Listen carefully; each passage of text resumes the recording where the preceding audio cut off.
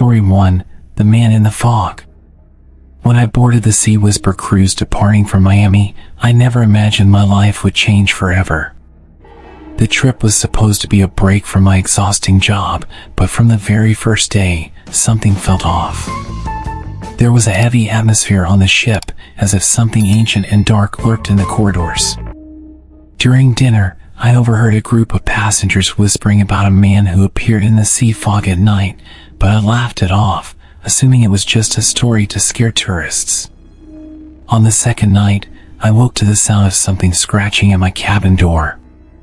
Thinking it was a drunk passenger, I opened the door, but the hallway was empty. I quickly shut the door, but I couldn't shake the feeling that someone was behind me. When I turned around, I saw a blurred figure in the bathroom mirror. It was a tall man with eyes that glowed unnaturally, like headlights in the dark.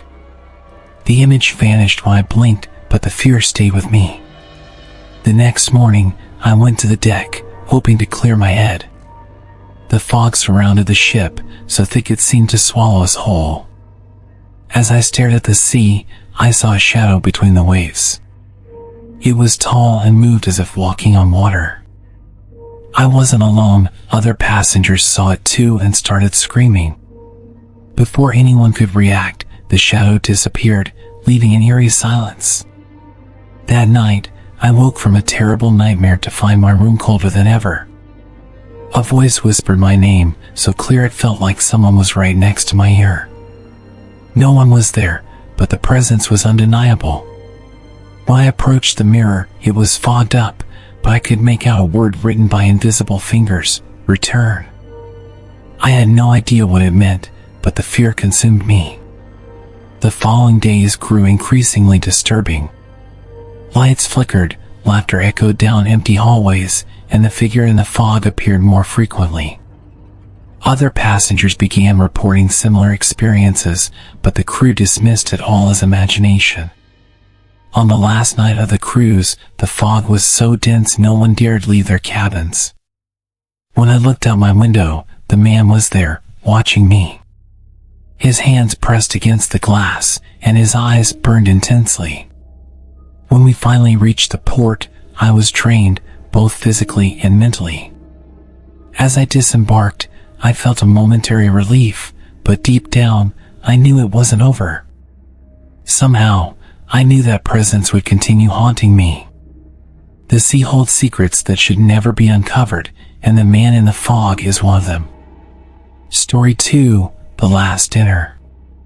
The Stargazer cruise was famous for its luxurious food and extravagant parties, so when my best friend invited me to join, I didn't hesitate. Everything seemed perfect for the first 2 days, but by the third, the atmosphere on the ship began to change. During dinner, I noticed a man sitting alone at a corner table. He wasn't eating, just staring at the other passengers. His eyes lingered on me for too long, sending a shiver down my spine. Later, as I walked back to my cabin, I felt like someone was following me. The hallway was empty, but steady footsteps echoed behind me. Once inside my cabin, I locked the door and lay down, but I couldn't sleep. I turned to the man from the restaurant. In the dream, he sat at the table, his plate empty, staring at me with a sinister smile, as if he knew something I didn't. The next morning, rumors spread about a passenger who had gone missing during the night. The crew tried to maintain order, but passengers were on edge. When I told my friend about the man from dinner, she said she didn't remember anyone sitting at that table.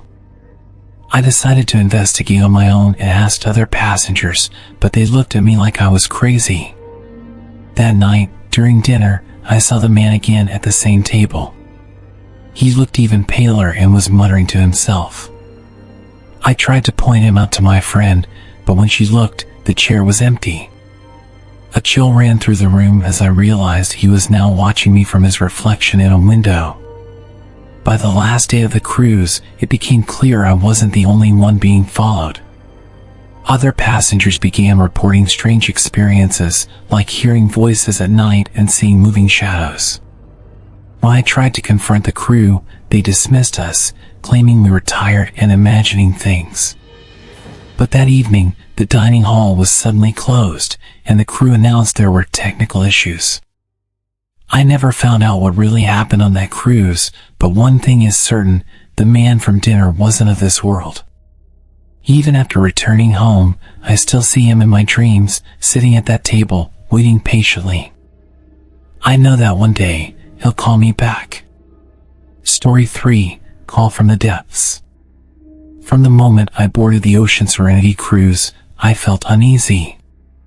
The air was heavy, and the hallways carried a faint smell of salt and rust. I was excited to relax, but on the first night, I heard something strange. It was a faint sound, like a wailing coming from the depths of the sea. I thought it was my imagination, but the sound seemed to follow me wherever I went. On the second day, while exploring the lower deck, I came across a locked door with a warning sign that read, "Do not enter." Something about that door pulled me in.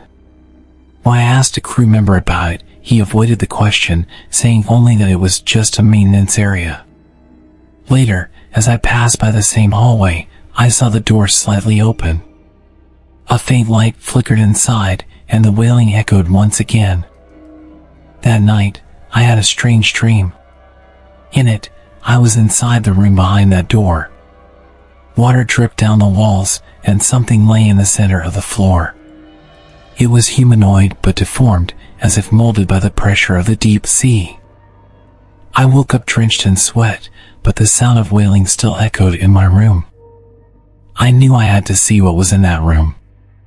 On the third day, I waited until everyone was distracted and slipped into the forbidden room. The smell of mold and salt was overwhelming. In the center was an old chair with rusted chains broken around it. But what terrified me most was a journal I found on the floor. It belonged to someone named Captain Wills, who described strange rituals performed to appease the sea. From that moment, I felt something following me. It wasn't just the sound of wailing, but a presence lurking in the shadows. On the last night of the cruise, I woke to the sound of my cabin door creaking open on its own. A tall, wet, grotesque figure stood there, its eyes glowing like a fish's. When the cruise ended, I ran off the ship without looking back. I've never told anyone what I saw in that room, but sometimes, I still hear the wailing. I know the sea marked me in some way, and it never forgets those who dare to challenge its secrets. Enjoy these chilling stories? Don't forget to subscribe to Disturbing Stories. Share this video with your friends who love a good mystery, hit the like button to support our work, and turn on notifications so you don't miss our next spine-tingling tale. See you in the next suspenseful story.